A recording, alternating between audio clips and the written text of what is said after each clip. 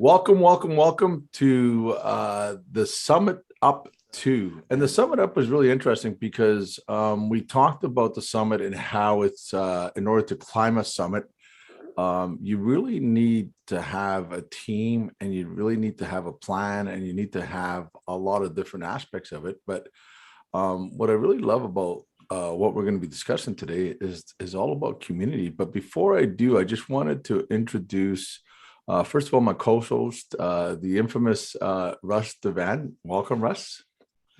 Welcome. So Russ is here. And also our panelists today, we have the incredible, sharp, gorgeous looking sharp in her Navy outfit, Lisa Bowen from the UK. Welcome, Lisa. And then we also have Martin Ball. Now, Martin Ball, whenever you're around him, everybody has a ball. I think that's why he's living up to his last name. I mean, he is a community builder. He's a mover and a shaker, and we're really fortunate to have him with us today, sharing some of his thoughts. So today is a Summit Up 2, and it's something that we're going to endeavor to do once a month, so where we will actually highlight people that are in the Noble Goldman Vault. And Noble Goldman is a community of like-minded people who are really looking to raise the consciousness of the world by creating people that are free for that time for money.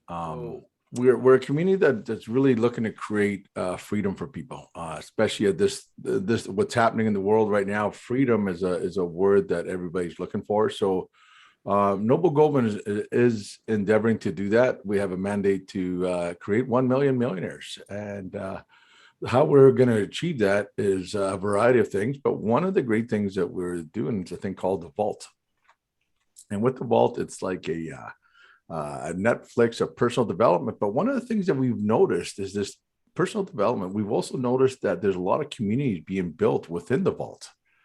So this is why we brought up this topic, is that there's within this vault that we're creating, there are communities being built. And really, when we talk about your network being your net worth, and in order to be able to get to the summit of any mountain, you need a success posse, a community. And so that's what each one of the presenters here are going to be taking one aspect of it and sharing with you for roughly 15 minutes or so. And then we're going to have a little roundtable. First up, I wanted to pass this over to Russ Devan, my co-host here today, and so he could introduce our first presenter. Well, thank you, Walter. It's my privilege. Just to dovetail and encapsulate what you said, it's interesting how the theme today is community. And that, in fact, is the purpose of Noble Goldman and the Vault, is ideally really tapping into the talent, the contribution that's in the world and the world community and bringing that together. And it doesn't just include, of course, people that want to improve themselves and grow are the first people to be attracted to something like this theme, but it includes so much more. I ask myself sometimes, how many people in the world have something to say and no place to say it? How many people have something to give, an invention, a solution, a conversation, and their ability to give it is somewhat limited? And it's kind of an interesting metaphor that Mark Santos, the owner and the founder of Noble Goldman, created with the Vault, because when you think of a vault, it protects treasure. It has great, valuables in it and secret formulas and all that. But when you think of a vault, it's something you lock up, it's tight, and it's limited. All vaults have limited space until this one. This is a virtual vault that has no limitation for contribution, that has no limit for people being seen or heard or making a difference in the world. So I think that's a great segue into our first guest today. I met our guest about, a year ago, maybe a little bit longer now. I've lost all sense of time. One of the reasons is I've met more close relationships. I mean close, because let's face it, this is the new intimacy. It really is. with this type of electronic platform, you can meet and get to know and see and almost touch, not quite, but almost touch anybody anywhere in the world. And I've developed more close, intimate relationships in the last 2.5 years than I have in the first 67 of my life. I'm 68 years old now. And I have maybe a handful of friends from high school, 2 or 3 from college. And before that, going back to my best friend in my hometown, maybe another, I don't know, 50. And everyone else's names. And the paradigm has always been, well, you only have about 4 or 5 close friends in life.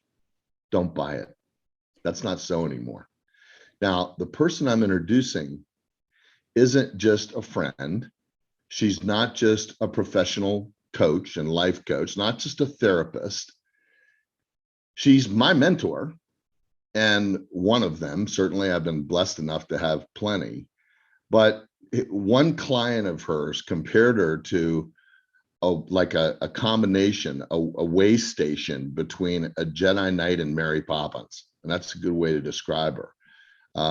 She is so endearing, so sweet, and so tough at the same time. She cuts right through to it.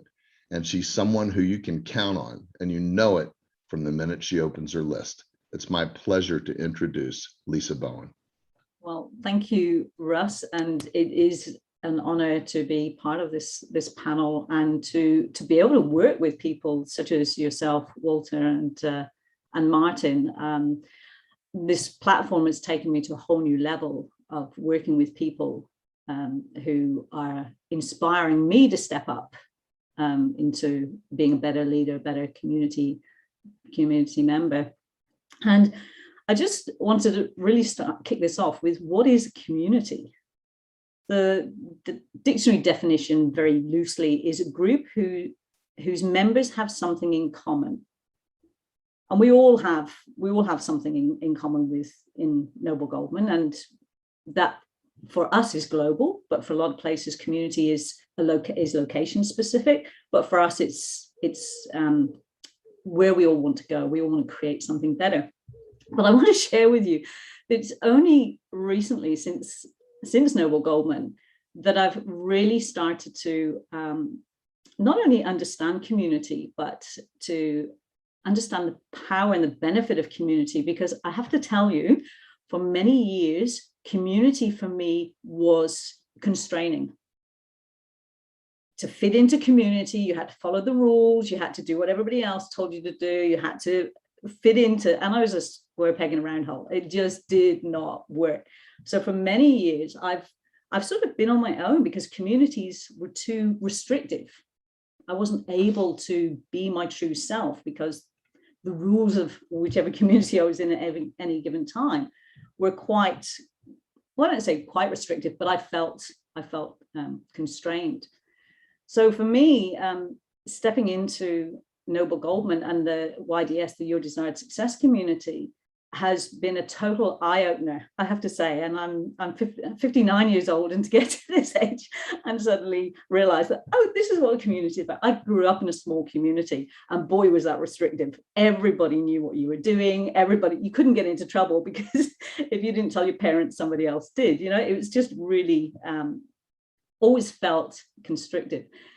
So for me to suddenly realize the power of community, and for me, a community is a big team. We do a lot of looking at teams, and we work in teams. And the only time I really understood a team was when I was in the military, and I was part of a specialist instructors team. And I really understood, because in that case, nobody was important except the reputation of the team. And that's the first time I've ever experienced that, because everybody else always wanted to be the top dog and whatever. So this was new for me. But what this has done is opened up so much more than that. Everybody wants to see everybody succeed. And it's not just about the team, it's about watching everybody succeed in their own way. And that is new for me. And I'm sure I'm not the only one that's not experienced that in the past.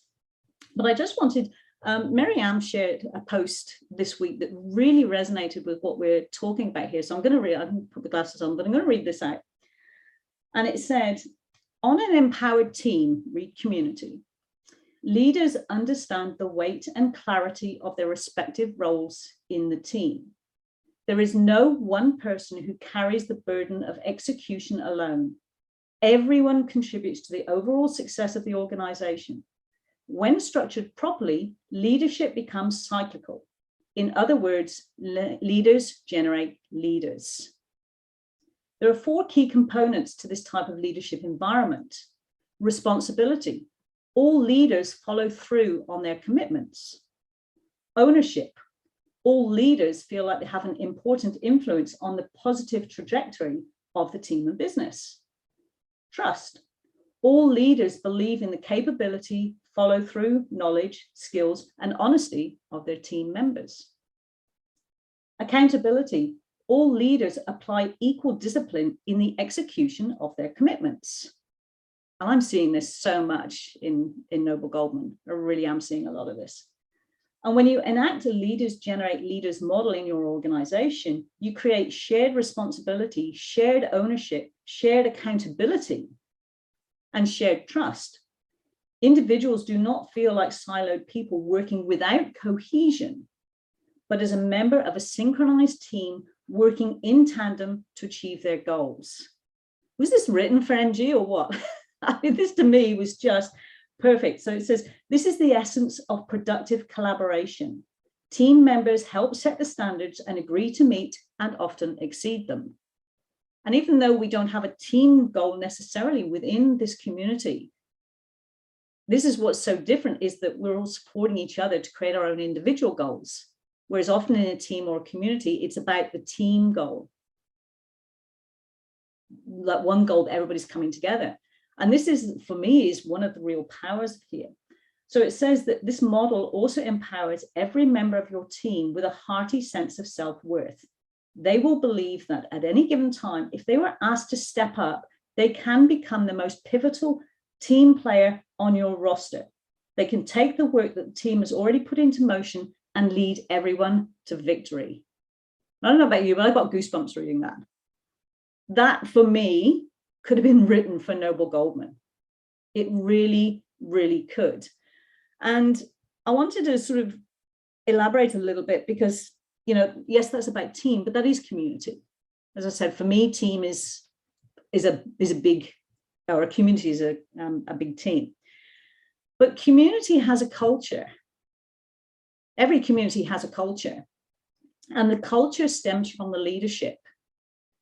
And that's another reason why this platform is so powerful, because it's a group of leaders coming together who are working for the common good to help everybody else achieve their goals. I don't know anywhere in the world that you'll find this.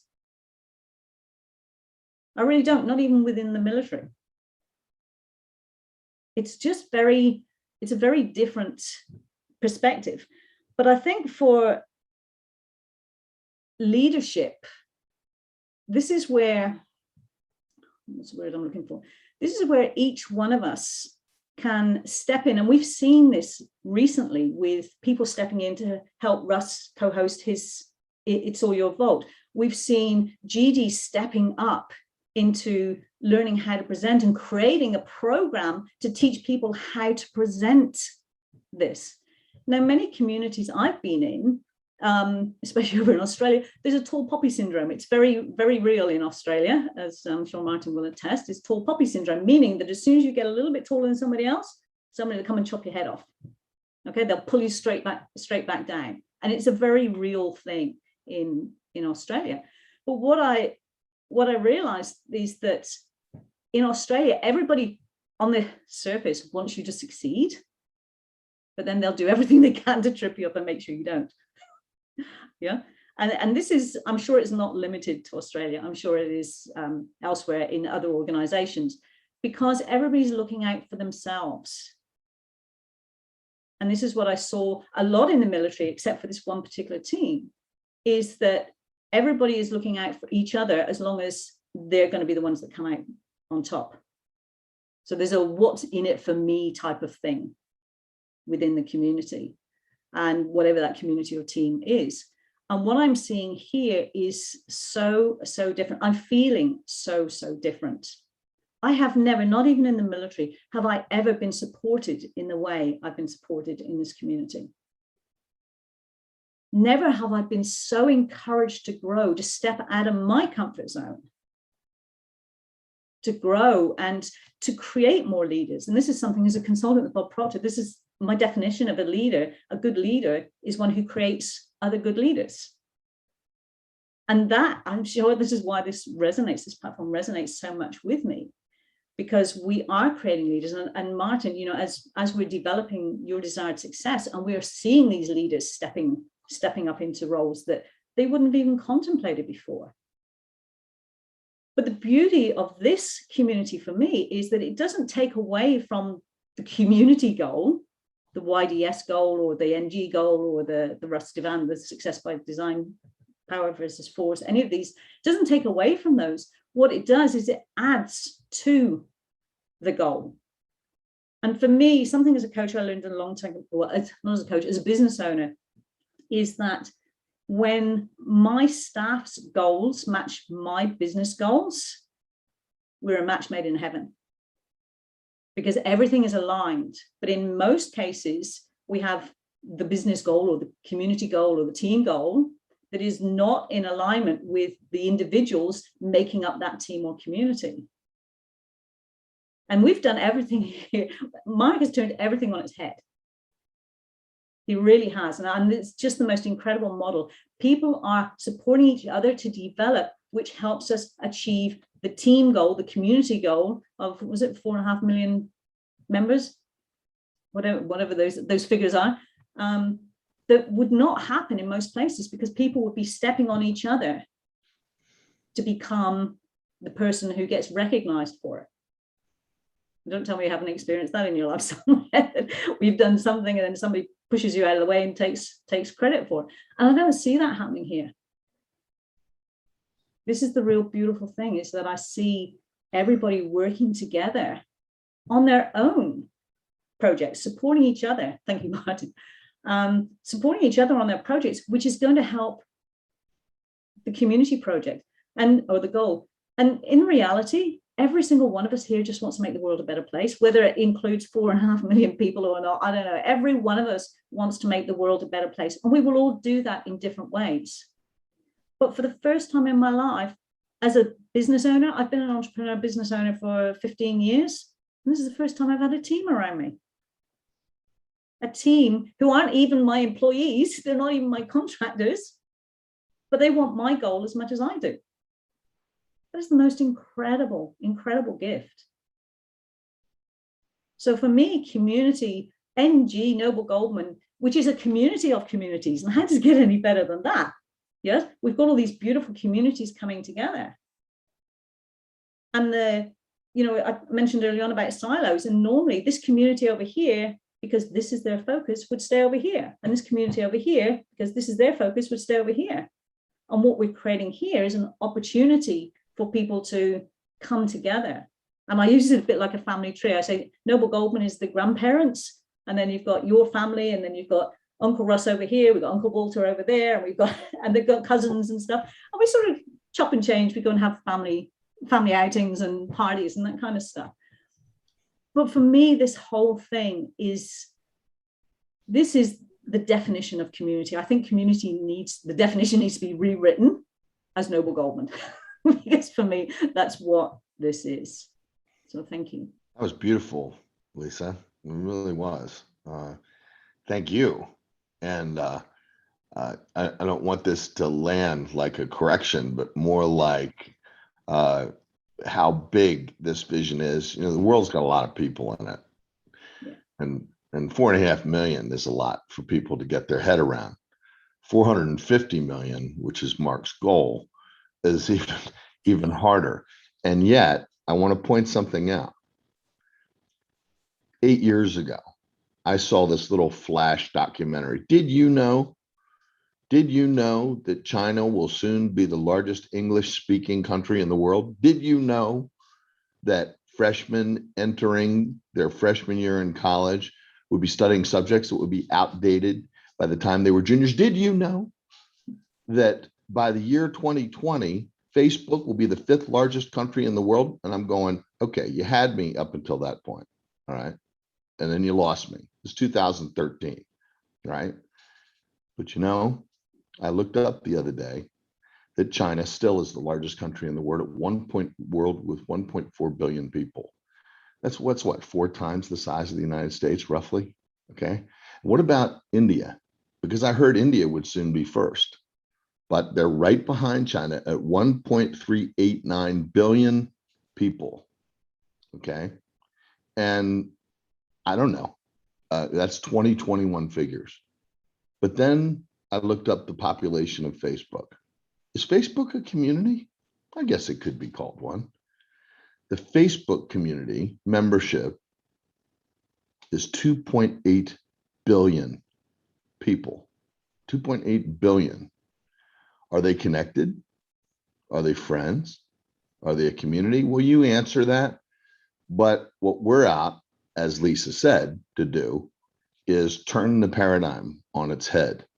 I believe it's possible to really have 6,000 friends, people who you actually know, who you're connected to, who you have a relationship with, who you can make a difference for. As a matter of fact, I don't think it has a cap on it.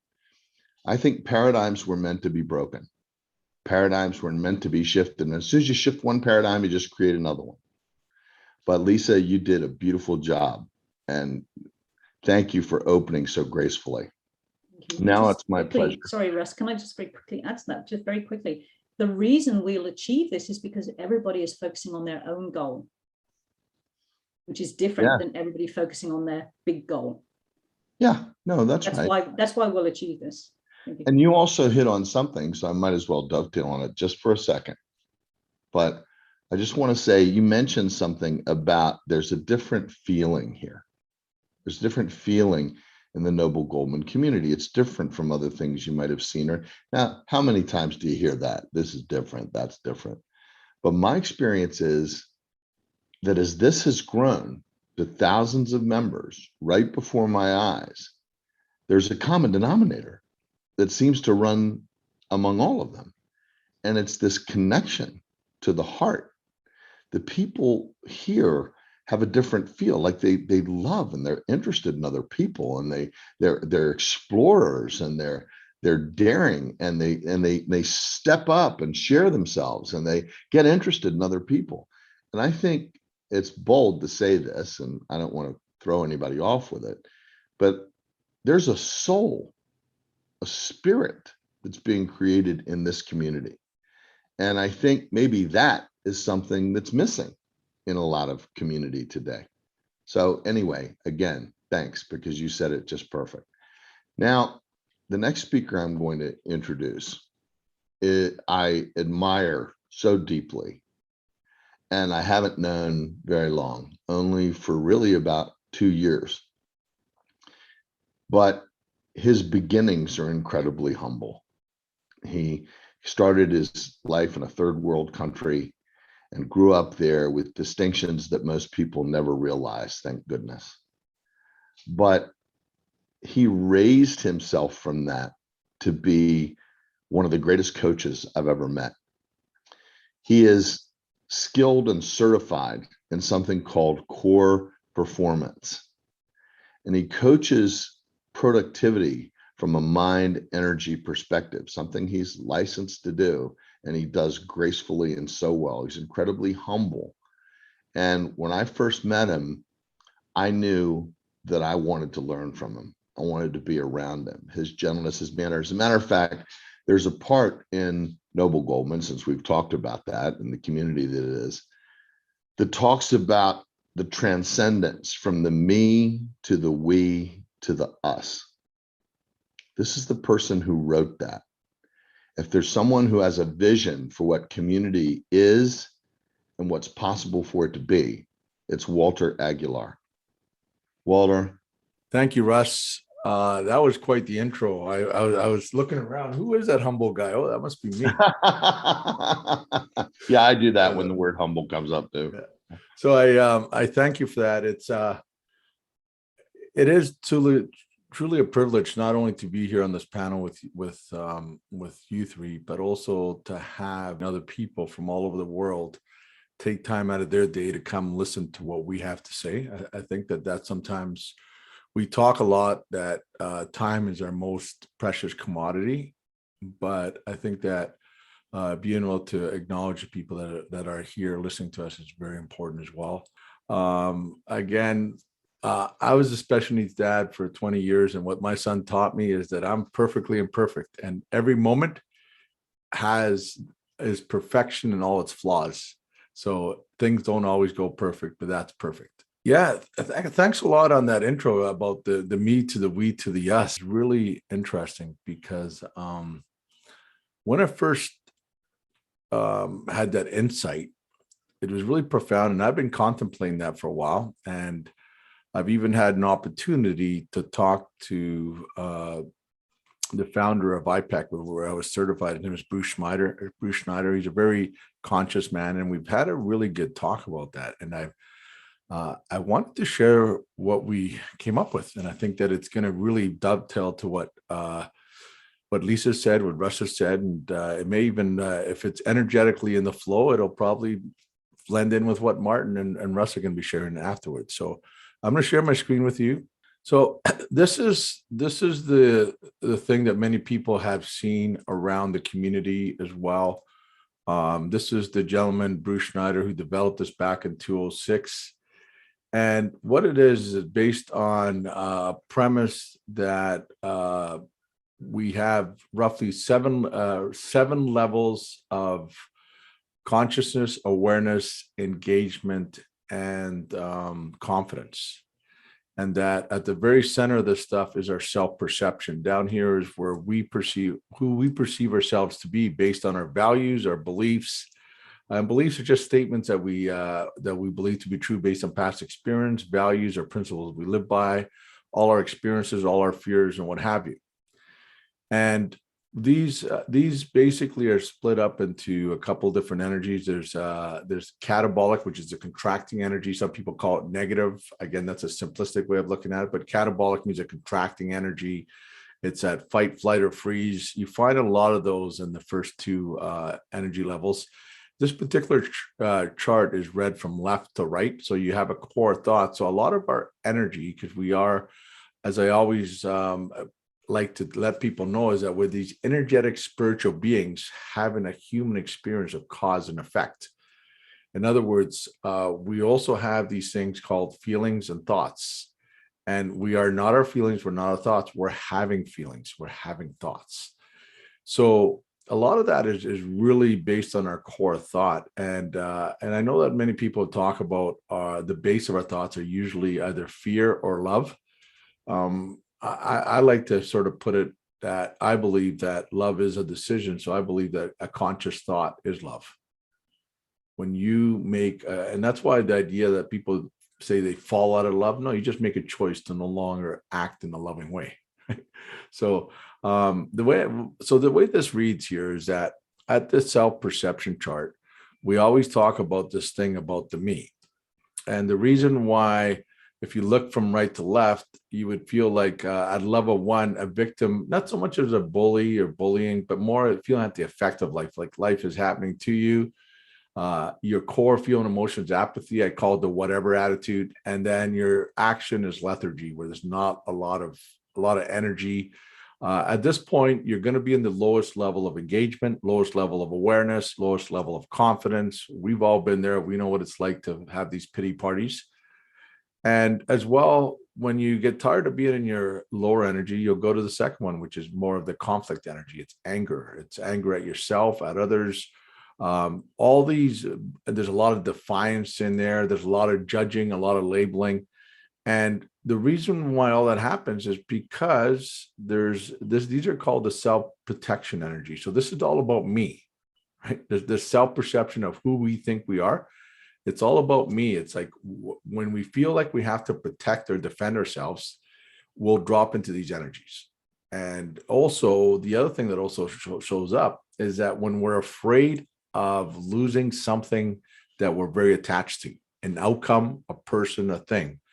So it's interesting because the majority of the world resonates in these energies.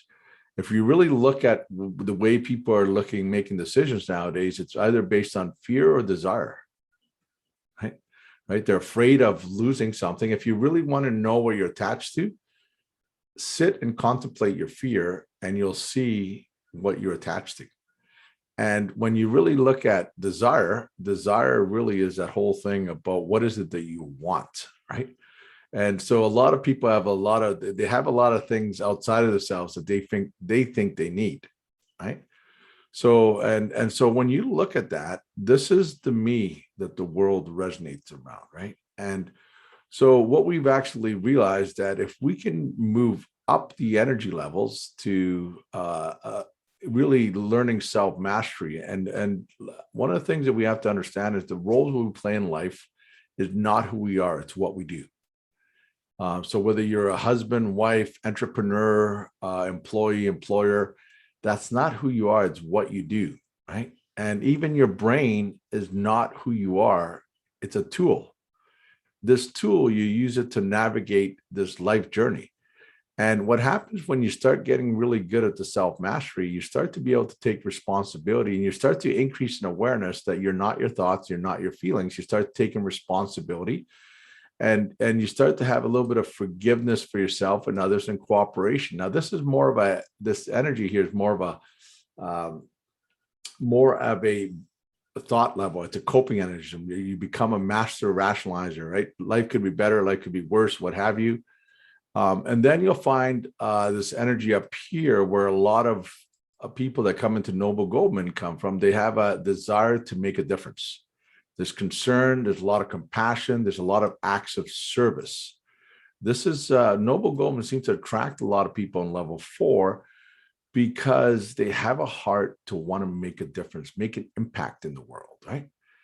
And what happens is a lot of helping that goes in there, but it's also really easy to get all tired and have compassion fatigue if you're always given. So that's why we have the next energy, which is more of the reconciliation, where things aren't good or bad. It's about being more effective, less effective. We actually are able to create peace because we start to understand acceptance. We start to understand the platinum rule. What we think others want and need may not be what they want to need.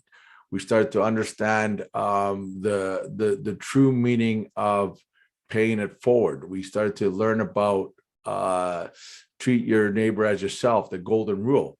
So we're able to now create a we.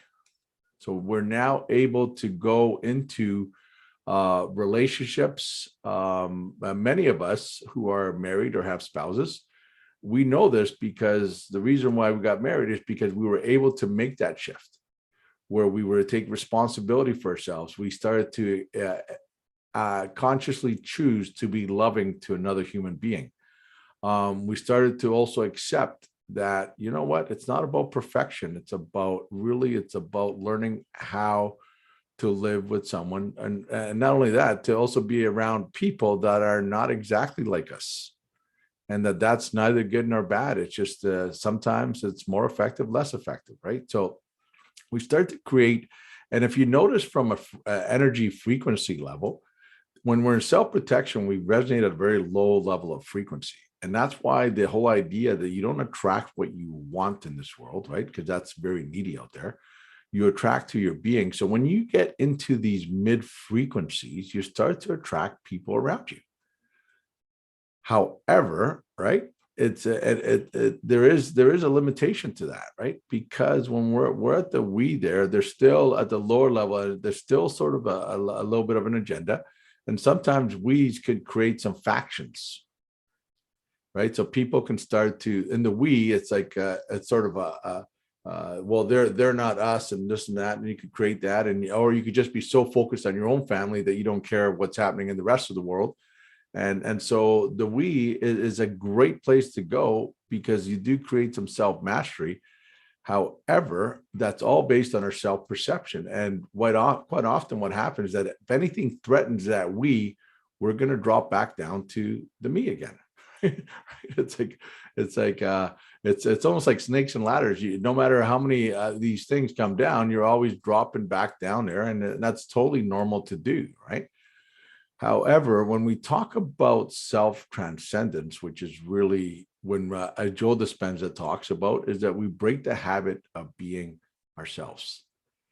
This is where we get into this level 6 energy. And what's really interesting, this level 6 energy is where we experience joy because we start to discover the us. This is where we realize that by me helping Martin, I'm helping myself. Nobody ever loses because we're all interconnected. And when we do that, we experience some synthesis where we see that we're all a lot more powerful together than we are separate. And that we're able to appropriately apply some of the knowledge that we have in our lives and in our group's lives to be able to create that joy that comes from being part of things, right? Because we talk about the two things that humans love that they have a need, right? That need to be seen, heard, and have a sense of love and belonging. The one thing that happens is that when we're up in these energy levels, we need to really be at a high level of consciousness. So this is where it's a high level of consciousness where it's about being. It's not about what you need to do, but who do you need to be an effective contributor of the community? And there's also a lot of inner faith in your own belief in what you're doing. So, and this also, there's no ego in there. You're actually, when you're at this level, you're not judging or labeling things as good or bad. You're really in there for the experience, and the us, it can be a really powerful place. However, this is the thing that me and Bruce had a discussion about. I said, I've been noticing this me to the we to the us, but he said when he actually did this, he was seen as sort of a me to the we to the me. And this is the missing part that I think is really crucial to building a community. Because what happens is that these 6 energy levels, they're like 6 levels of consciousness, 6 levels of awareness, 6 levels of engagement, and 6 levels of confidence. If you were driving a sports car, these 6 energy levels would be like your gears, right? Because energy is neither good nor bad. It's more effective, less effective. So what happens is that when you realize that if you were in a sports car and you had the 6 gears, you would know that each gear serves its purpose. However, when you're in the 7th level, you realize you are the driver. Right. And what happens is that in a community, there's the community goal, the us, but it can only be achieved by each individual person in the community taking responsibility for becoming the me. Not the self-perception me, but your authentic me, right? That person that observes you having this human experience. It's a part that has a desire to show up in your highest, best version of yourself, most engaged. Because I did a talk, I think in 2016 or 17 down in Denver for the Colorado Avalanche. And I remember we got to present in the Denver Broncos media room. And it was like a full-size theater. And I remember standing in front of this big theater, and in the back in big letters was "Be accountable." And really, when you really think about this, in order to really build a community or a success posse, right? Each individual person has to be accountable to themselves and to the members of the community, right? And how do you be accountable? Well, first of all, to be able to break the habit of being yourself, right? To be able to take whatever is necessary to raise to the level of consciousness where it's not about, again, there's a lot of non-judgmental where you're passionate about what you're doing, because that's the level where creation happens. In sports, we call it the zone. at this level here, you can create, observe, and experience anything you desire as quickly as you believe possible. So in order to have a really effective community, each member has to have an intention, a desire. They have to have a willingness to surrender and also believe, right? If you've got a group of people that have those 4 attributes, you have a growing, thriving community that is not focused on the outcome, because the outcomes will take care of themselves, but you will have a group where people are thriving in the moment. They are loving what they do and who they're doing it with. And this here is really that whole point of our own self-realization, getting to the point where by me doing the work to get to the authentic part, I'm going to contribute to the us, because I'm not just going to be sitting there. Lisa said leaders make leaders. Leadership is that interaction where influence happens, right? We need to influence ourselves to be accountable to ourselves, to take the actions that we need. And then we need to be able to influence others to take the actions that they need to take, not control, influence. And how we do that is because when we get to that level, we're at a very high level of frequency. And at that high frequency, we attract opportunities. We're tapping into the creation energy. And that's where, as a community, everything becomes possible. So that's my contribution for today. And those are my thoughts. And again, thank you for being here. And I'm thank you for everybody taking the time to listen to what I had to say to an amazing human being. And this person is from down under, as they like to say. I'm trying to sound somewhat hip here. And Martin Ball, he's passionately motivated by this desire to use his own adversity to support and encourage, making a positive impact in your life and the life of others. So we talk about that level 4 energy, right? He really wants to make a difference. He's a man inspired by the cause rather than the applause, right? So again, we're talking about people that can see beyond their own ego, right? It's not about the applause. A lot of this things I'm talking about is people have actually said that about him. He hasn't said that about himself. And the one thing that is really great about him, he omits the gratitude. He leads and inspires those around him. He sees the best in people, and he does his best to extract that from people, right?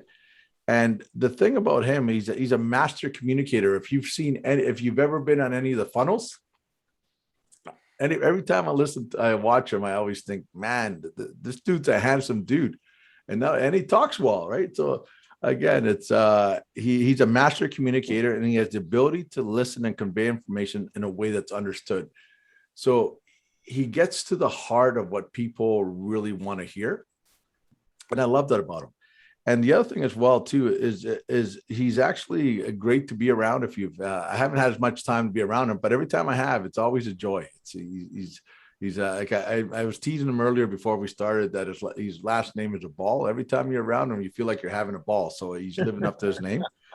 And so if you want integrity, inspiring leadership, authenticity, transparency, service, commitment, and most importantly, a friendship, Martin is the delivery guy in that. He's definitely the guy, and I really look forward to hearing what he has to say. So Martin, without further ado, the baton is yours. Yeah, wow. Thank you. Yeah, thanks, Russ. It's really empowering and inspiring to hear those words from, as you mentioned, from other people. There's many of us can blow our own trumpet, but to have a community who are blowing their own trumpets towards you is absolutely a beautiful sound to witness and hear.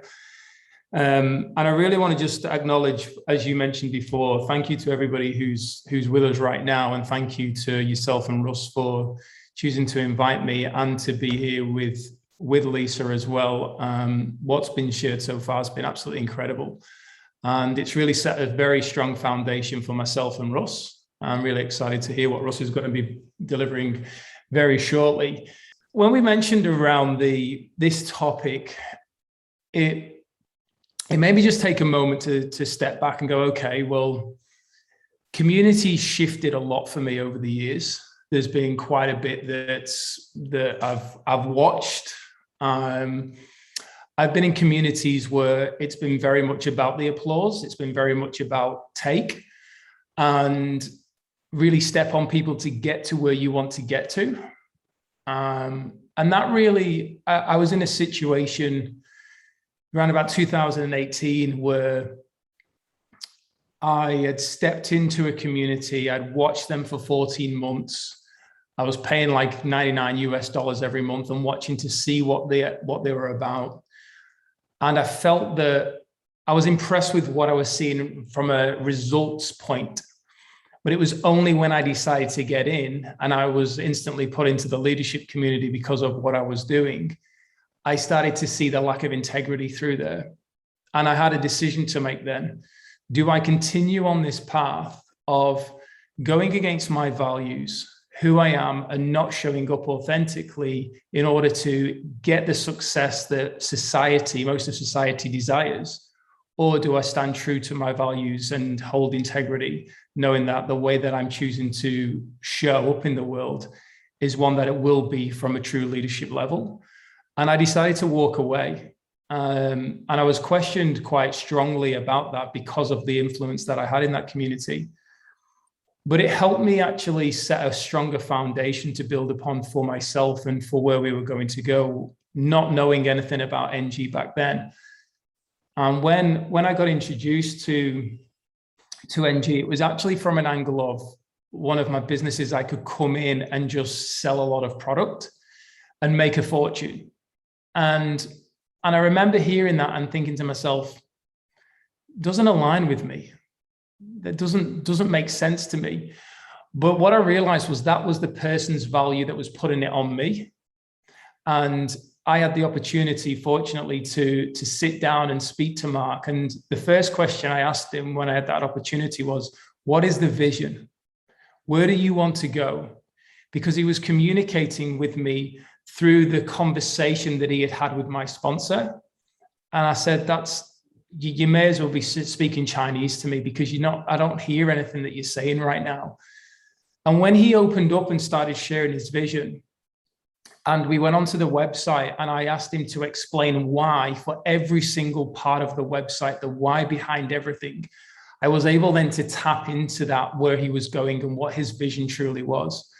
And I was able to step away and say, I align with this. This is where my vision can be like the synchronicity between our visions, and together we can actually collaborate to achieve and support each other, but not only each other, more people around the world. And I feel that a lot of people are very good at saying these things, but at the end of the day, it's actions that speak louder than words in regards to where we go.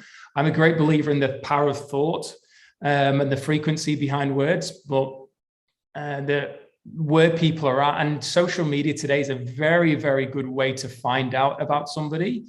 And one of the things that I always say to the community members is, if you want to find somebody who is a strong leader, or you view as a strong leader, don't just go and look at what they're posting. Go and look at what the people who are commenting are saying about them, because that's a good indication as to what the value is, how people are resonating, and go deeper on a deeper level to find out more information. HR do it in companies, so we may as well do it. But when we start looking at communities, there's a few aspects of it that I've learned over the years that really have helped make a difference. And when I sat there and I said, okay, well, this was before NG, I realized that I built such a strong brand in one of my businesses that I was defined by this brand, but it wasn't me. It was a part of me. It was something that excited me, but it wasn't me. And I realized that there was so much more value that I had to offer. Therefore, I needed to create a space where I could grow, but I could grow around others who were willing to grow. And through their growth, through their commitment, through their desire, through their focus, through their determination, through their persistence, it was going to overflow to me. And I sat there and I said, what's the intention for this community?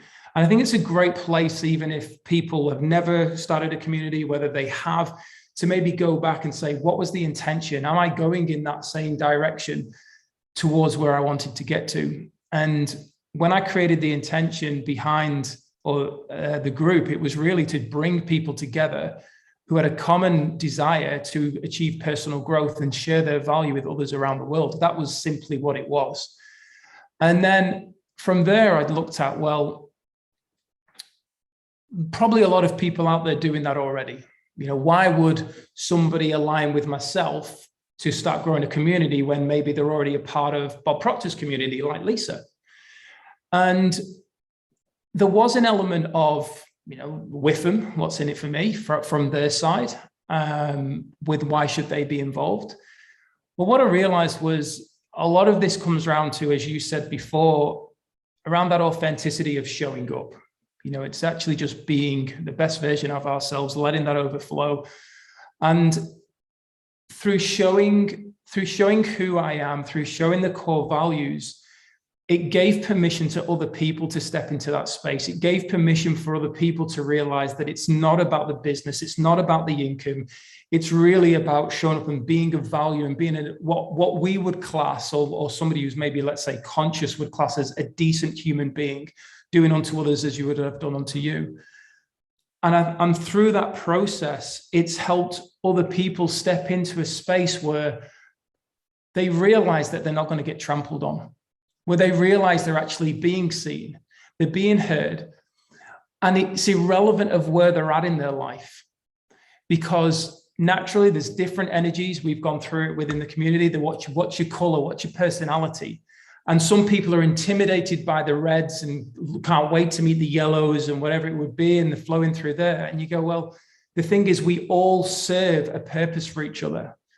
Sometimes we're rocking, and like right now, I'm in a very strong masculine state. It may not come across like that right now, but certainly am. And I got on the mastermind recently with the team, and they were really helping nurture me back into more of a balance. And that's what I needed for that call, to get the communication across effectively, but also to receive what was going on in my life. Now, if I had chosen to come from a place of from competition, I can do this on my own, I would never be receiving that next level of growth to take me up, as you said, up that energetic chart, to start realizing, to receive that high level of consciousness. Whether I slip down a bit through something that happens, at least I've gone up to that and I know how to return to that point. And that was through the power of community. So when I've gone through and I've looked at that and I've gone, okay, well, if I'm expressing my core values and I can help other people understand that, through me choosing to show up, that's helping them, and we organically create that ripple effect, because it truly isn't about me. But as we know, everybody on the plane that's involved in the plane getting off the runway, it's still, there's pilots at the front doing all the controls, but it relies on everybody else. And to get a community going initially does take at least one or two people to start coming together and really putting that effort and energy in. And what I've realized is that when people choose to be open-minded and step into this and communicate effectively, which is a very big one that we focus on, but communicate effectively with openness, with people ready to receive, with no level of judgment, and themselves being open from a place of respect, from a place of truly wanting to make a difference in their lives for, as you said before, the cause and not the applause, then what ends up taking place is the people who started at the beginning end up being met by everybody else.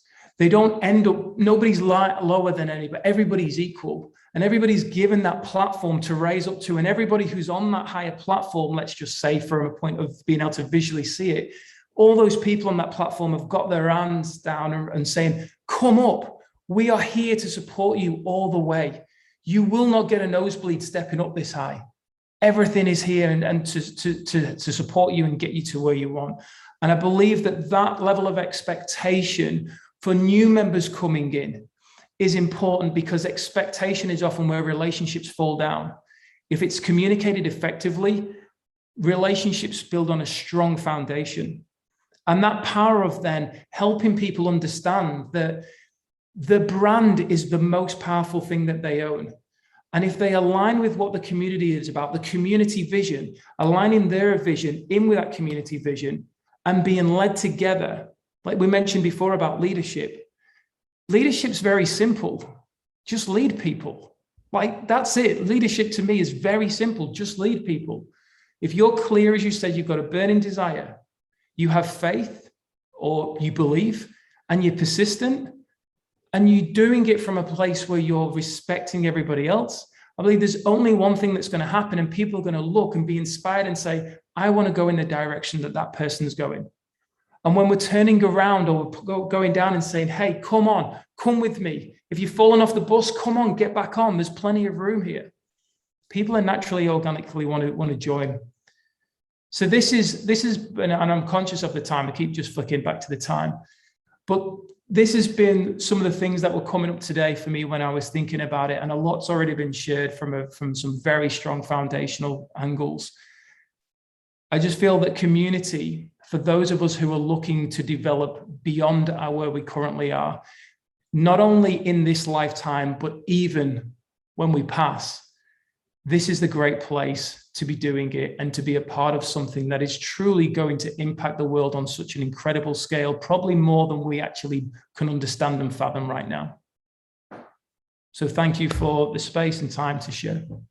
Thank you, Martin. That was incredible. I love the thing that you could be open about, even your own energy and how you needed to get out of your masculine energy a little bit more into more of the nurturing, and that whole thing about it's really great listening to you talk about how you're able to become an effective influencer, right? Because if you just stay in your masculine energy all the time, you're gonna fall into a tendency to want to control people, and I love that.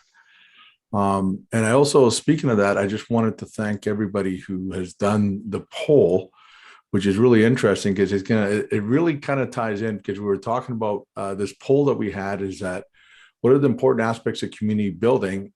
79% of you believe that trust is the most important. And then right behind it is connection and effective communication, which is really interesting, because as I'm introducing my next guest, not only did he have one of the sexiest voices that I've ever heard, right? Russ is amazing. He's been around for a while. He's a legend in the network marketing arena. Even back, I guess, back in 1995, he was basically featured in the Success magazine of Working at Home, and he was, I guess they called him one of the top 24 home-based business entrepreneurs in America. But you wouldn't know it by talking to him today. And I think that one of the things that really happens that's when you meet Russ is that I always talk about that fear and trust right at teeter-totter. When fear goes up, trust goes down. When trust goes up, fear goes down. And one of the things that Russ has the ability to do is to get people to trust him. You just, when you're listening to him, you just trust this guy. He's just like, whether it's, and how he also communicates is also very unique, and that he makes it really simple for you to understand. He's very much, again, has the same gift that Martin has, and Lisa, and all great effective leaders of communities have, is that ability to communicate at the level that people can understand and want to follow. And with Russ, the things that have actually really blown me away as well too, is that he's at a point in his life where he could have just kind of sat back and, just kind of thought to himself, I worked hard all my life, I've achieved all this, I just want to sit back and not have to be in the rat race anymore. But Russ has a legacy. He has a desire to make 1,000 millionaires. And of those 1,000 millionaires, the expectation is that they be benevolent with some of that money. And he can tell you what the percentage is, but here's a guy that's looking for not just what he can get anymore. It's about what he's going to leave as a legacy. And I know that every time we hear Russ, every time he speaks, I really consider it a privilege, because it's kind of like in a lot of communities where the elders pass on the wisdom. I always feel like when I listen to Russ, he's passing on through his stories, through his personalities, passing on wisdom to those that can really comprehend what that wisdom is.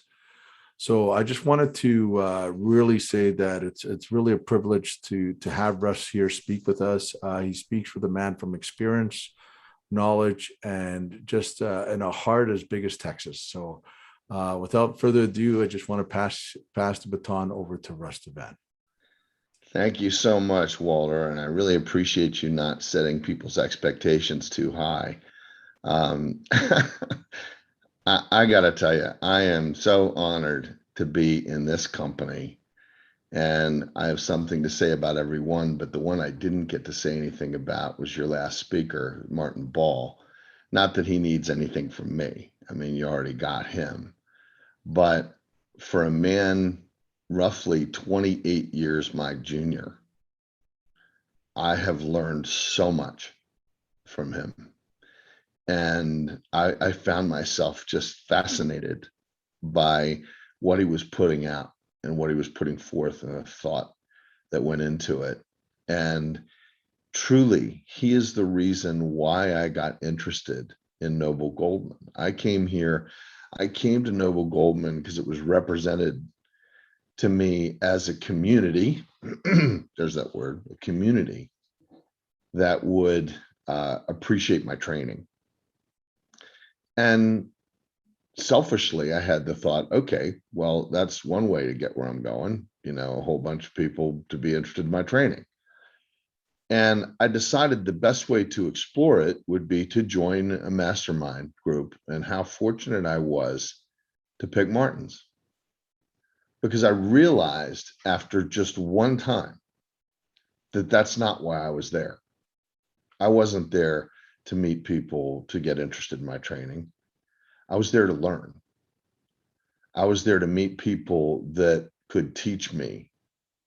I was there to meet people who would become my friends, who were in a community that I was being invited into.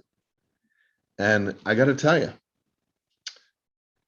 it made me see a possibility for my life's purpose, for my goal that I didn't see before.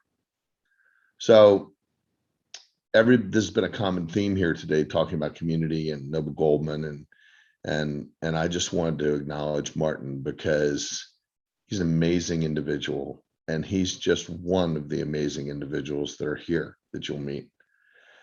Now, there isn't much to say, but I'll embellish a little bit on my thoughts. But I want to start with a quote, and it's one of my very favorite quotes. It's from George Bernard Shaw. And Shaw said that this is the true joy in life: to be used for a purpose recognized by oneself as a mighty one, a force of nature, instead of a selfish little clod of grievances and ailments complaining that the universe will not dedicate itself to making you happy.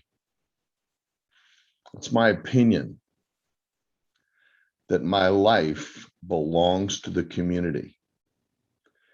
And as long as I am here, I will do whatever I can to serve it.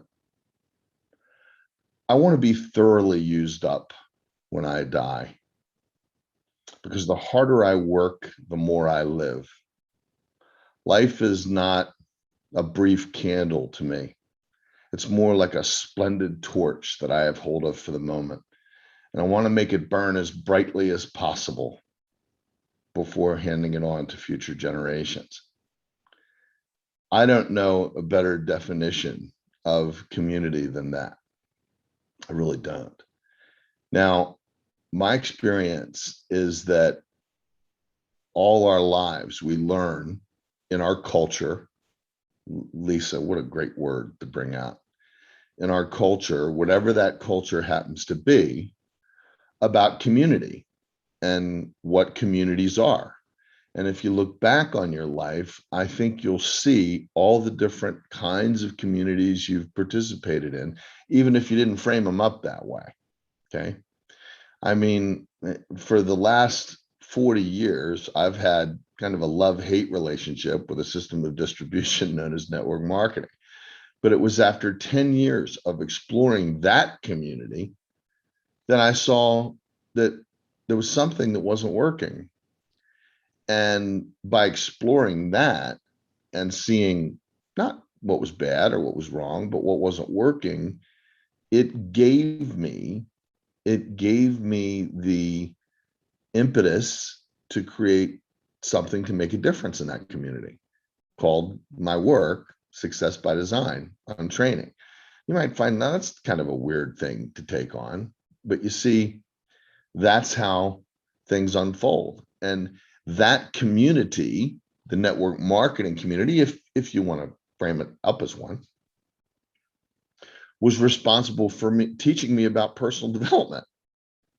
I never would have known it had I not met unbelievable people who had come from nothing. One of my first inspirations was a young man 2 years younger than I was, no college education, previous experience in business was driving a forklift in a Hunt's tomato plant in California.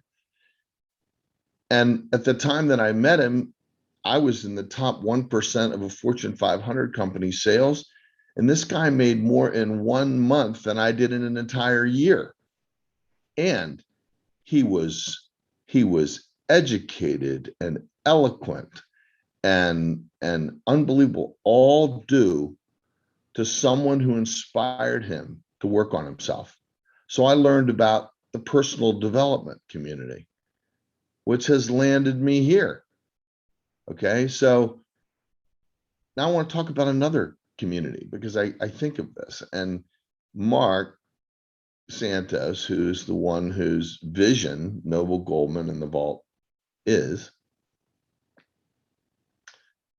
relates and has related what we're building and creating here to an ecosystem. So I want to ask you something. Is the animal kingdom a community? Is the plant kingdom a community? Well, of course it is. I say it is. And here's the interesting thing about it. Something that I learned just last week from someone who has a whole new approach and style, which she learned from someone else, about working with animals. You know, we human beings tend to think we're the center of the universe. Everything's always all about us. And the one thing I know from being a scientist, I use that word broadly, I don't have many degrees in science, but I consider myself certainly an amateur scientist in some areas. But the one thing that I've learned is that human beings, this is my opinion, so this isn't a fact. One thing I've learned is that human beings have unlimited capacity for growing because they can think. But as soon as they stop thinking, or as soon as they start thinking that they're the end and they're the center of everything, that's where the trouble begins. And if you look around you, we're just a blip on the scale of time on this earth. And we're just a part of an ecosystem that I would say doesn't think. I know that sounds strange, but Buckminster Fuller, a great mind and philosopher, responsible for the geodesic dome.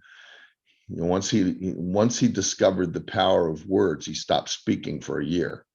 Buckminster Fuller said animals are the only creatures that don't work for a living. They don't. They just be. And we hold animals. When I say hold, I mean, like human beings generally hold animals as thinking things. They don't think things. They don't. I mean, we don't know that they don't. I mean, I guess they could, but I say they operate on feeling. So if that's the truth, or if that's a possibility, as I like to frame things, if that's so, then then they're guided by something else that I think is truer, more reliable than thinking. Okay. Walter said so eloquently earlier that we're not our feelings, we're not our thoughts, we are, that's something separate from us. And it's important to see that, because we're actually more than that. We're more than our mind, but the mind is a slave which gives us orders. So to get back to my point, the ecosystem works quite well. Why? Why does it work so well? Because every member of the community gives to another member of the community. It all is interwoven. Contribution is the core of life, in my opinion. We are here to make a difference in our community, for other people, for other human beings. That's where we draw our greatest strength, is feeling. And guess what we get for that? We get noticed. We get important. We have our peace in life when we make a difference for someone else. So it's really funny, because people have it as selfish or selfless. And guess what? They're two sides of the same coin. It's impossible to be just one, because each thing in the universe has the other side to it. So being selfless is selfish. And I say, so what? So what? If everything is selfless, and if everything works because it makes a difference for something else, and that's what it draws life from, isn't that the example of how life on this planet works? I mean, it's one that that's my interpretation. That's what I hold. Now, there's all kinds of things in the world going on now, and there's something missing. I learned a long time ago from one of my great mentors and coaches to not limit myself to, okay, if it's not working, something's wrong. Something's wrong, must be bad, must be wrong. That doesn't work. Well, maybe it just doesn't work. Not bad, not wrong, just doesn't work. So in a different, and I think a more empowering interpretation is, if something doesn't work, what's missing? So clearly, the conversation in the world, in my opinion, isn't working. I'm not being political. I'm just saying, look around. All right. So my opinion is that what's missing is communication. Have we talked about that in the last hour? Connection. Have we talked about that in the last hour? Contribution. Have we talked about that in the last hour? Yeah, all of those. Do you know why? Because that's what community is. Contribution, connection, showing up, being heard, being there, being. And you know what? I say, in this world, people are shut down, shut up, disconnected.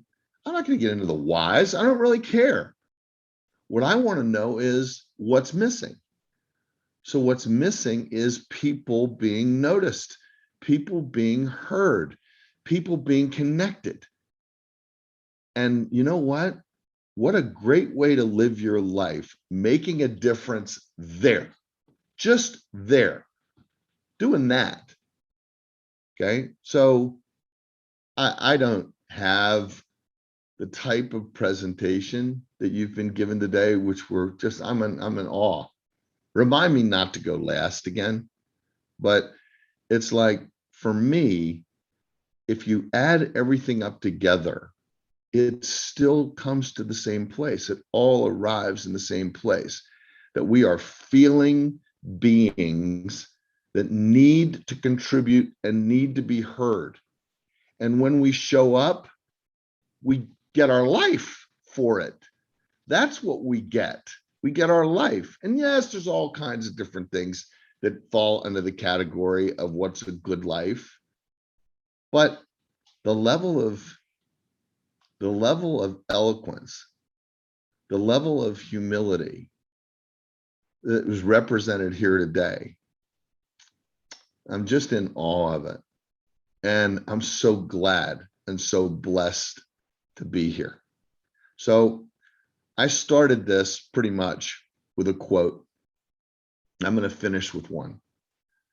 I want to share with you a favorite poem of mine. And I think you'll get the significance from what I've said about creating a community, who we are, the piece that we are of that, the part that we play. And well, I'll just say it. It goes like this. So imagine before I speak, a medieval time and a royal feast. The feast was done. The king sought some new sport to banish care. And to his jester cried, "Sir Fool, kneel now and make for us a prayer." The jester doffed his cap and bells and stood the mocking court before. They couldn't see the bitter frown beneath the painted grin he wore. He bowed his head and bent his knee upon the monarch's silken stool. His pleading voice arose, "O Lord, be merciful to me, a fool." No pity, Lord, could change the heart from red with wrong to white as wool. The rod must heal the sin, but Lord, be merciful to me, a fool. 'Tis not by guilt the onward sweep of truth and right, O Lord, we stay. 'Tis by our follies that so long the earth we hold from heaven away. These clumsy feet stuck in the mire go crushing blossoms without end. These hard, well-meaning hands we thrust among the heartstrings of a friend. The ill-timed truth we might have kept, who knows how sharp it pierced and stung? The word we had not sense to say, who knows how grandly it had rung? Our faults no tenderness should ask, the chastening stripes must cleanse them all. But for our blunders, oh, in shame, before the eyes of heaven we fall. Earth bears no balsam for mistakes. Men crown the knave and scourge the tool that did his will. But thou, O Lord, be merciful to me, a fool. The room was still. The king arose and sought his gardens cool and walked apart and murmured low, "Be merciful to me, a fool." Thank you. I'm going to turn it back to you, Walter. That was wonderful. That was I love, you know what I love? I love that you know that by heart. And I think that that's something that speaks highly of you. You're a person that you wear your life in your heart, and it shows. And I think that's why people trust you a lot, Russ. And I really do appreciate. And then one thing I do appreciate too, Russ, is the how you brought up, even in our poll, we talked about different aspects of community and the contribution part. Thank you for reminding of that. Reminding all of us of that. And just, you were just eloquent, and you're always a presence, and thank you for that. Thank you to Martin for his thing as well, and for Lisa. So what we're going to do now, for just 10 minutes, we're going to open this up to a roundtable, and then any of the attendees, as you're listening to us talk, feel free to raise your hand, and then once we're done this roundtable, we'll allow you to ask a question if you'd like. I'll elevate you to a panelist so you can actually do it in person. You could ask any of us a question. But right now, for 5-10 minutes, I'd love to just open it up. Lisa, you can unmute yourself. Martin, and any thoughts about what anybody else has said that kind of caught your interest? Wow. Really, everything. Community is made up of many things, not just one or two things. And each one of us brought something very different to the table. And that is community in itself, is bringing all these different things together. Because often we don't see these things, or we don't know them, or we don't have experience, or whatever. So just listening to all of you bringing something to, and feeling it deep in my heart as the truth for each one of you as you spoke, that this is just yet another part of what makes a community so successful. And there are other things that we haven't talked about today, because there's a time limit on it, but just feeling that knowing deep in my heart, with everything that has been said today, that this is the right place to be right now. Thank you, Lisa. The one thing I want to throw back again, this idea of contribution, it's really so important, because you'll find, even as Martin was talking about, the people come in with the whiffum, right? What's in it for me? And what I've noticed over the years is that for those people that can't seem to get past the whiffum, well, at some point disengage. Because what I've noticed is that if people are growing on a personal level, or their finances are growing, there's usually something in it for them. And then they can make that raise to the point where they get to that higher level of consciousness where they want to contribute. The minute you get to that energy where you're contributing, that whole thing about feeling seen, feeling heard, and having a sense of community comes in. But if you can't make that shift to that contribution, it's a matter of time before those people don't stick around. And I know that a lot of people have had experiences where they tried to build their little network and it's fallen apart. And I just want to tell you that you're not alone. I've been learning as I've been going through here as well. I'm in the process of creating my Growth Seekers community, which is all based on the Growth Seekers Mastermind. And even in that Growth Seekers Mastermind, I used to have everybody would take turns doing it and what have you. And I realized that really is those are my peeps, the ones that are seeking growth. And so that's what I'm doing. And I'm also getting more coaches involved, right? So I love the contribution, because I know that a lot of coaches have a sense of wanting to contribute to the world, and also not only them, also people that are in network marketing. A lot of them got into that because they have a product or service that they feel strongly about, and they want to contribute that. So again, it's thank you, Russ, for bringing up the concept of contribution, because that's one in the polls. There wasn't any of that. Trust and effective communication were the two big things. And also the one thing I want to say, Martin, is expectations. Accountability was one of the lowest rated things. Nobody likes to be held accountable. So I'll leave that to see what anybody else has to say on that.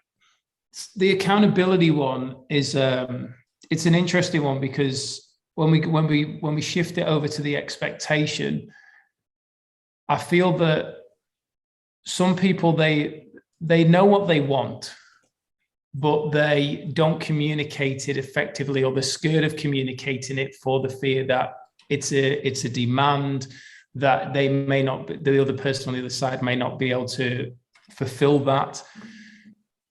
However, one of the biggest things that came up on that poll was trust. And if we look at the process of what's happening in today's world, we're connecting more so online. We're connecting with people that we don't know, but we may have a common interest in, let's say, the personal growth space. So the fact that we've got an alignment based on a value is a great foundation to build upon, but we still have that resistance because of we don't trust, we don't know who this person is. I was brought up to give trust and let it be taken, because there's plenty of trust within me.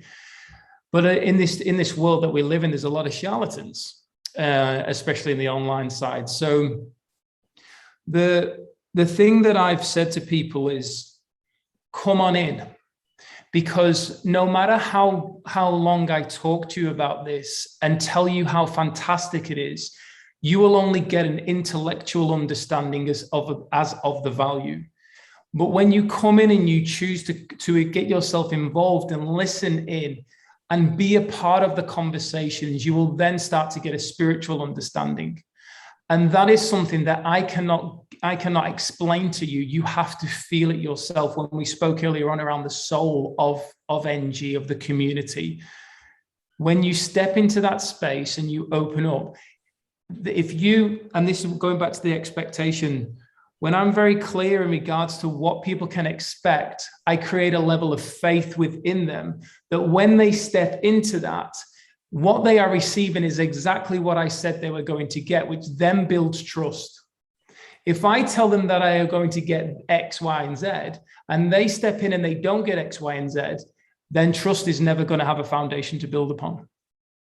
And that's been the key for how I've chosen to come across and how I've looked at things and gone from the moment that I connect with the person. What is the whole journey for the customer? If we just would call them a customer for now, just for ease terms. And I saw a question come up that's relatable to this, but I won't dive into it now.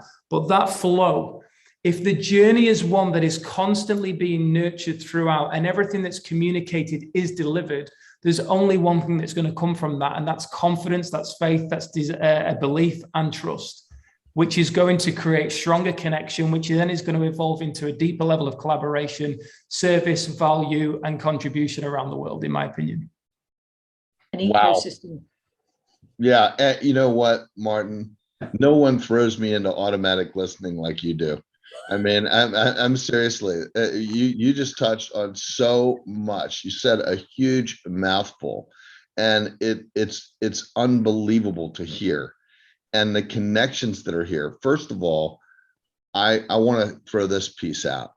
I think that our culture, to go back to Lisa, maybe all cultures, are rife with false beliefs. And they become cultural trances. That's a word that I learned a long time ago. Like, that's something where everybody kind of accepts something as true, but they really don't think about it. Like, one of those cultural trances is we get what we want. I don't believe that necessarily we get what we want. Some people say we get what we expect. Well, that would go to setting up your expectations, wouldn't it? And being responsible for your own expectations. Oh my God, the word responsibility. Responsible for your own expectations instead of allowing someone else to be responsible for your expectations. When I set off on this journey to create a company called Success by Design, it was because one of the things I noticed was missing is people being willing to be responsible for their own success. Accountability is an interesting thing. Why do you think people avoid it? It's because we avoid responsibility. If we're responsible for our expectations, what happens if we don't get our expectations? Guess what that says? So people don't want that. People want to set it up so they don't have to be responsible for their expectations. They don't have to be responsible for their success. They don't even have to define it. That way they'll never be responsible for it, and they can blame it on something else. So, like, you are so on the money with how people operate and what there is to see around it. Like, how about this?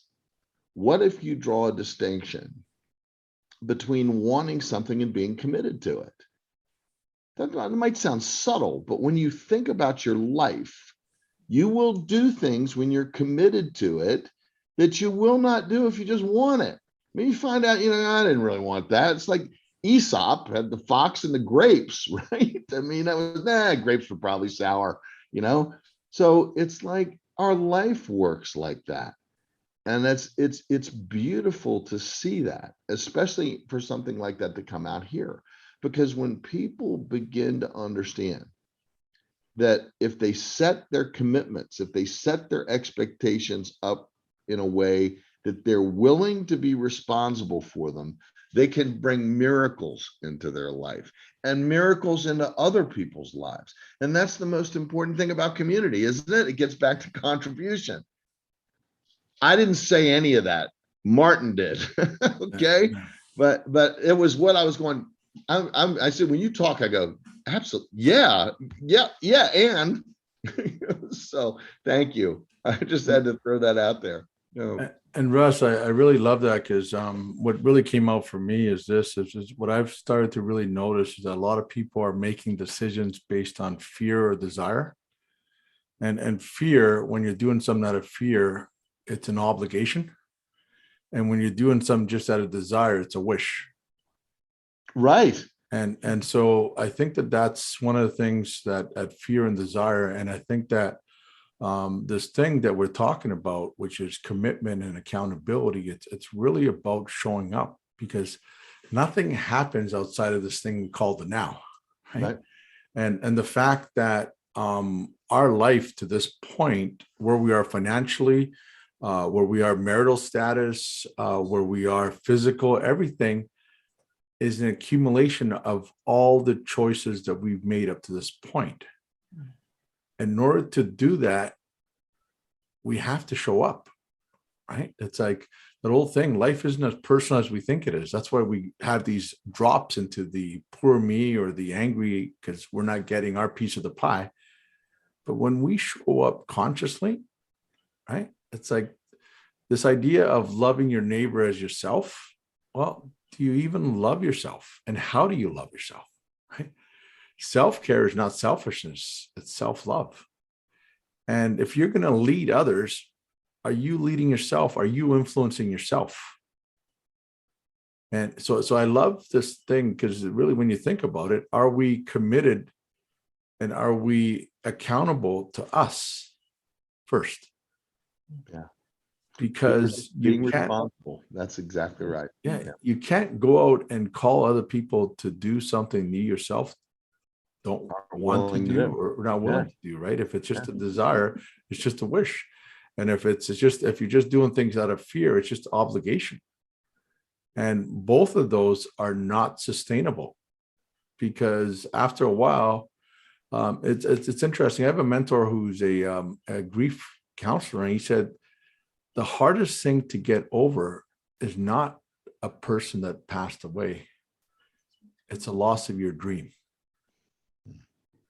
And when your dream is just a wish and you lose that, you lose hope. And then you just go settling. And what I love, what Martin's said and what Russ was able to eloquently translate is that this is an important factor in community building. And it really comes back to Lisa, right? We're not looking to commit. We're not looking to have followers. We want to create other leaders, because in the end, yes, it's the us, but in the end, it's the me, right? Are you going to eventually live your reason for being here? Right? Are you going to be able to, when Russ says, right, he wants a friend of mine used to always say it's squeezing the juice, right? Have we squeezed all the juice out of our lives, right? And so thank you everybody here on this round table. And I thought that was an incredible point, Martin and Russ and Lisa. So now I'd like to open this up for any questions from any of our attendees. We've got. Let me make one quick comment on what you just said, very quickly. No worries. I have a distinction between a dream and a vision. Sure. Okay. And the distinction is, a dream is something that you want and you dream about and you fantasize. A vision is something that you're willing to be responsible for, or you're committed to being responsible for. And that's why visions come true and dreams generally don't. Wow. That's profound. Thank you. So now that we've actually lubed up our attendees here, so if anybody that would like to ask a question of any of the panelists, or you have an insight that's come up for you, we want to give you the opportunity right now to actually to say it. I know that Jane Jane, it's just a big wow. Russ, she's there. We do have a question there, Walter. Sure. What is the biggest challenge you see ahead for us with NG, and how will we rise above it? Oh, just very quickly, the biggest challenge we will always have is what Martin so beautifully expressed, is expectation. And as long as we keep our expectation, I don't want to say real, because, you know, I'm a big believer in creating something different. But one of the biggest challenges we've got is people have a different expectation of what is able to be provided. And this is what Martin was talking about. So yes, there are other challenges that we have, but if the expectation is set properly at the beginning, then we will overcome everything else. Yeah, we're new, we're going to have challenges, of course we are, that's part of growth. But if people have the expectation that we are pioneers, we're coming in as creators, we're working things out as we go along, then people will come in and get involved. But when they come in expecting this, and this to be in place, because it will be in time, but it's not there yet, then we get disappointment, frustration, and we all know how that goes. So for me, expectation is the setting of expectation, no matter what other issues are going on. When the expectation is set effectively, then we will rise over whatever else comes up. Thank you, I Lisa. have something I'd like to say about this. I personally feel, going a lot toward what Lisa just said, is the people that will become part of this, who get it, who really see that this is something, having or teaching maybe people to frame what we're building with Noble Goldman in the vault as a possibility rather than a position. Because what society listens to is it right or wrong? I touched on this before. Is it good or bad? Will it work or not? Everything is a position. Oh, I joined this. This is going to be that. This is like this. And the moment you take a position that it is something, it calls forth opposition. But when you create it as a possibility, there's no resistance to possibility. When you stop saying this is something that's getting done over here and I'm a part of it, and instead realize that you're not just a part of it, you are it. You're part of the ecosystem. You are co-creating it.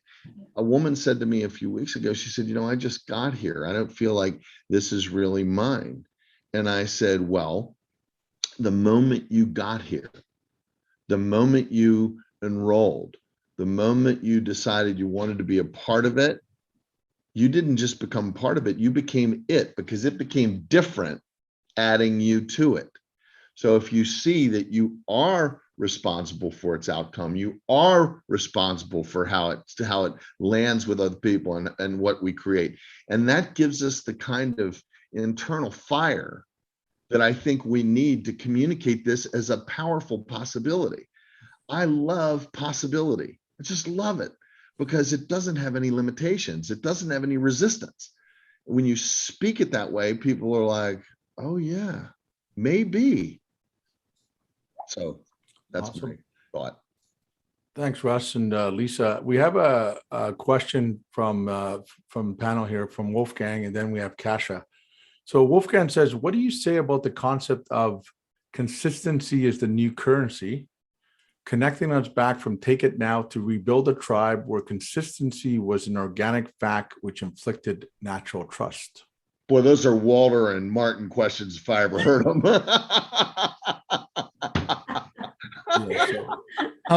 I'm kind of like, hang on, let me go and read that again. So if you want to go, Walter, I'll...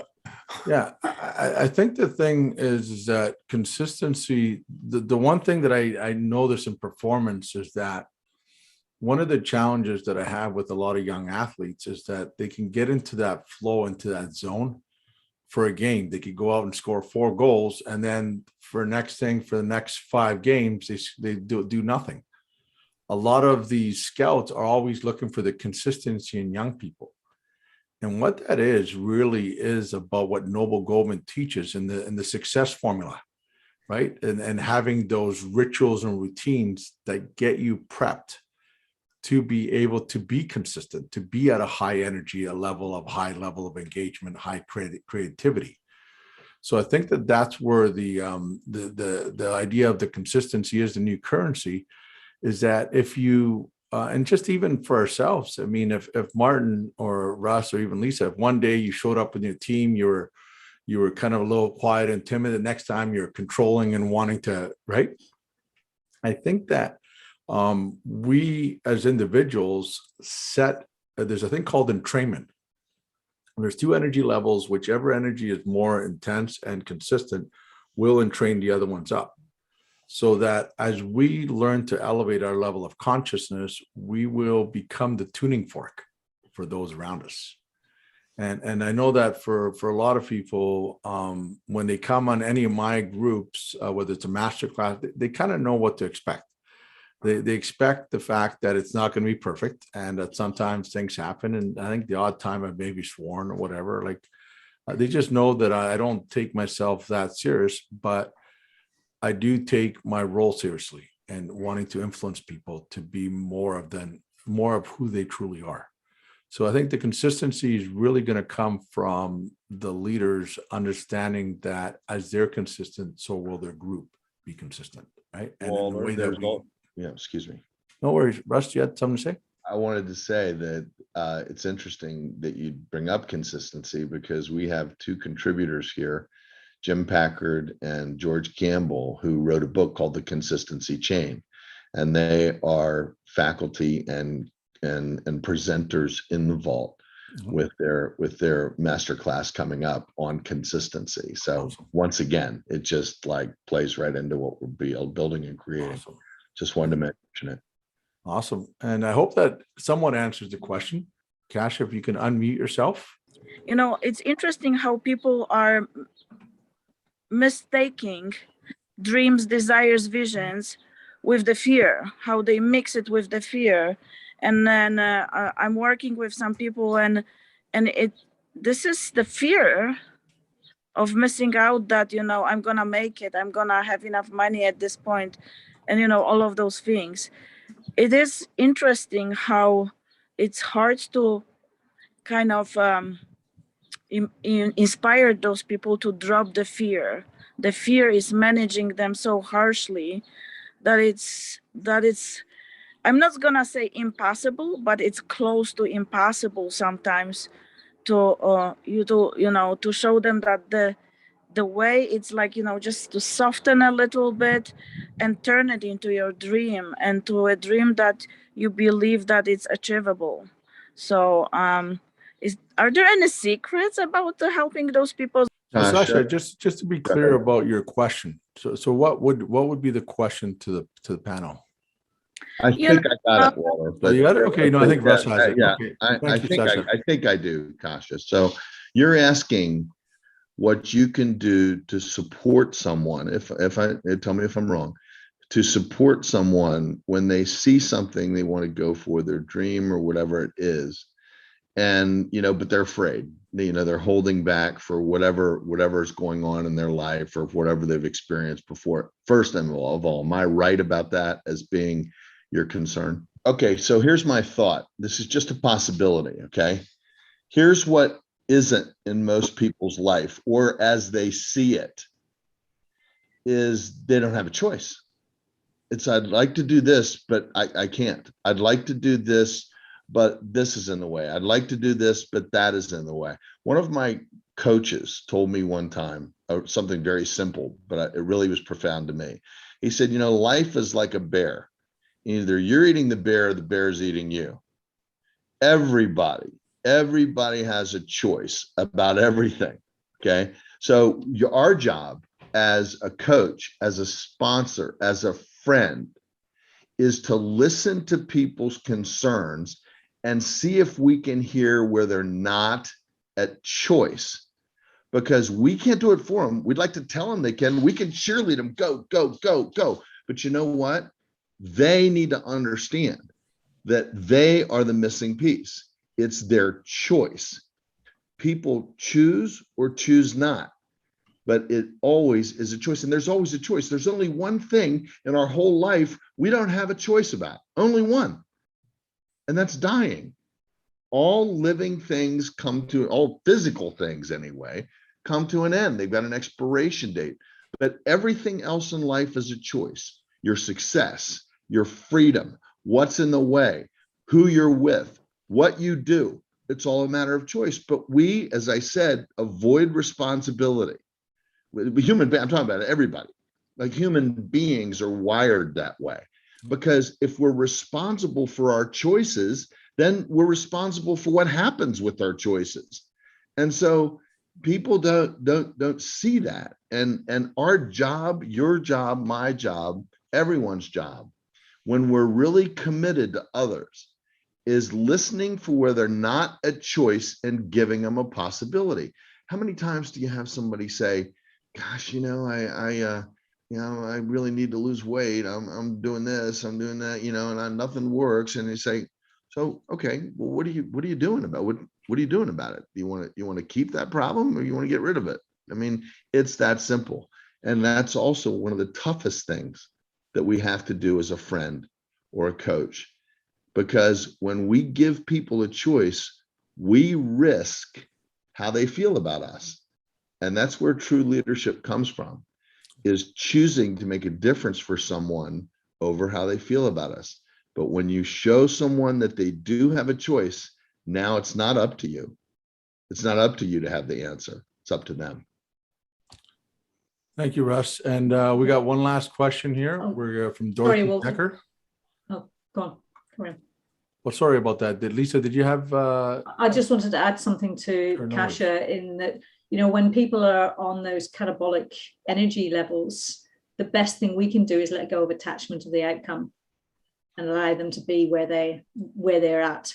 And that often is enough to free up the energy to allow them to move to another level. Awesome. Good point. Good point. Dorothy. Hi, Dorothy. Yes, hello.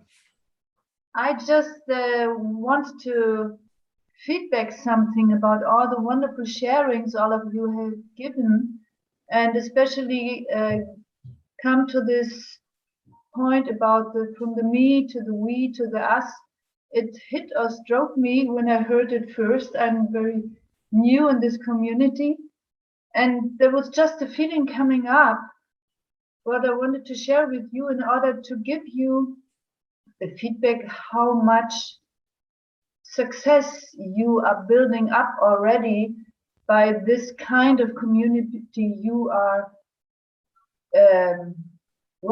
you developed in this MG, because I had many communities in my life where I was part of, and I had always a we and I had always an us, but I feel first time when I'm here now, I feel there is a me too.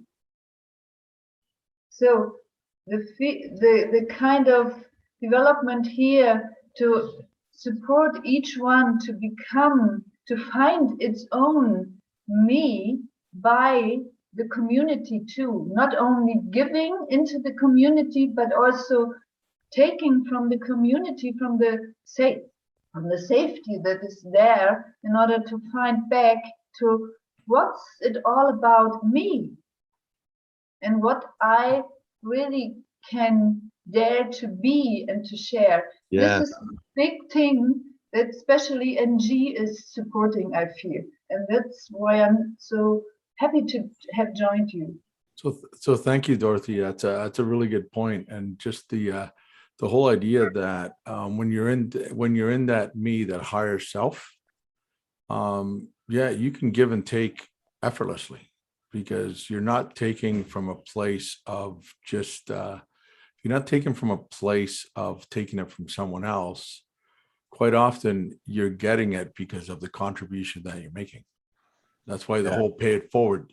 If you help enough people get what they want, you get what you want. So we're coming from, as Martin says, a point of abundance.